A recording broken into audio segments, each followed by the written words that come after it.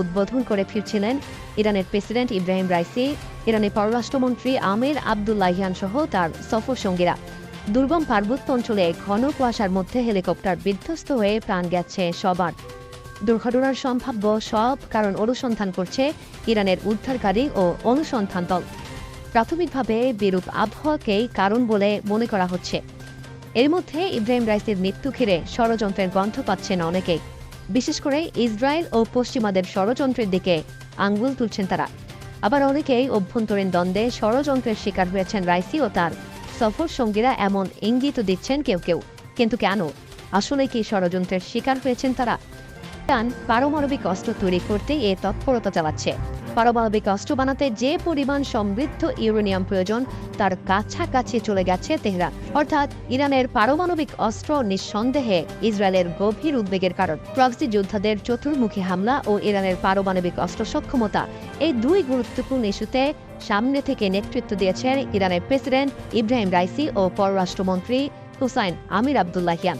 তাই মোসাদ যে এই দুজনকে হত্যা করেছে তা একেবারেই উড়িয়ে দিতে চান না আন্তর্জাতিক সম্পর্ক বিশেষজ্ঞরা। গণমাধ্যম বলছে ইরানে ওত পেতে আছে মোসাদের গোয়েন্দারা, একেবারে নেটফ্লিক্সের গোয়েন্দা সিরিজের মতো, যারা অব্যাহতভাবে গোপনে তাদের অভিযান পরিচালনা করছে। এর মধ্যে বিশিষ্ট অনেক বিজ্ঞানীকে মোসাদের গুপ্ত হত্যার শিকার হতে হয়েছে। এই যেমন 2010 সালের জানুয়ারিতে মোটর সাইকেলে রাখা রিমোট নিয়ন্ত্রিত বোমা দিয়ে তেহরান বিশ্ববিদ্যালয়ের পদার্থবিজ্ঞানের অধ্যাপক মাসুদ আলী মোহাম্মদকে হত্যা করা হয়। ইরানের পরমাণু বিজ্ঞানীকে হত্যার জন্য যুক্তরাষ্ট্র ও ইসরায়েলকে দায়ী করে ইরান।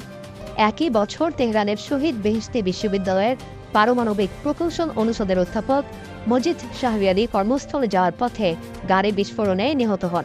সেই বিস্ফোরণে তার স্ত্রীও আহত হন। তৎকালীন ইরানের প্রেসিডেন্ট মাহমুদ আহমেদিনেজাদ হামলার জন্য যুক্তরাষ্ট্র ও ইসরায়েলকেই দায়ী করেন। 2020 সালের নভেম্বরে বিশিষ্ট পরমাণু বিজ্ঞানী মোহসেন ফাকরিজাদেহ তেহরানের বাইরে রাস্তার পাশে হামলায় নিহত হন।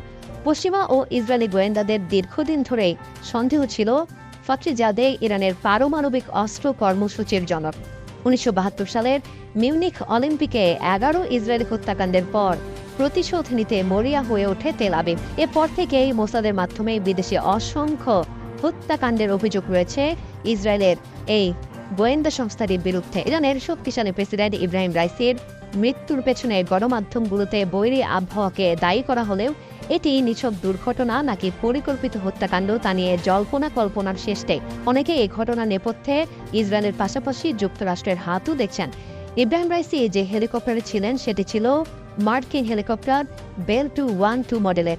মার্কিন এই হেলিকপ্টারের দুর্বলতা নিয়েও সামাজিক যোগাযোগ মাধ্যমে প্রশ্ন উঠেছে। তেহরান কি এই দুর্বলতা সম্পর্কে কিছুই জানত না? এমন প্রশ্নও ঘুরপাক খাচ্ছে।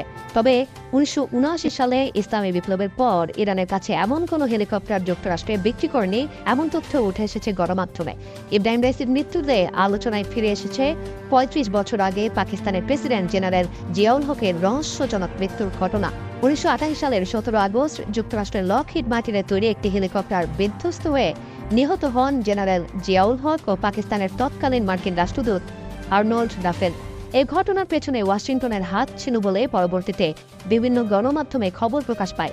এমনকি যুক্তরাষ্ট্রের নিজ রাষ্ট্রদূতের বিনিময়ে জিয়াউল হককে হত্যা করেছে এমন ভয়ঙ্কর তথ্য ফাঁস হয়। অনেকে মনে করেন নিজ রাষ্ট্রদূতকে হারিয়েও সে সময় নীরব ছিল যুক্তরাষ্ট্র। রাইসের মৃত্যুতে এসব অঙ্ক বেনানোর চেষ্টা করছেন অনেকেই।